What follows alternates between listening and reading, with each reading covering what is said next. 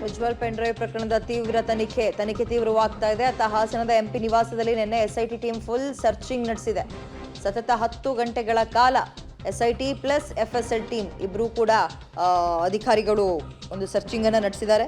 ಅವರ ನಿವಾಸ ಏನಿದೆ, ಸಂಸದರ ನಿವಾಸ, ಅವರ ಕೊಠಡಿಯಲ್ಲಿದ್ದಂತಹ ಹಾಸಿಗೆ, ದಿಂಬು ಇವೆಲ್ಲ ಕೊಂಡೊಯ್ದಿದ್ದಾರೆ. ಒಂದು ಕೂದಲು ಸಿಕ್ಕಿದ್ರೂ ಸಾಕು ಹೇಳಿದ್ರು ಈಗ ಎಫ್ಎಸ್ಎಲ್ ಟೀಮ್ಗೆ.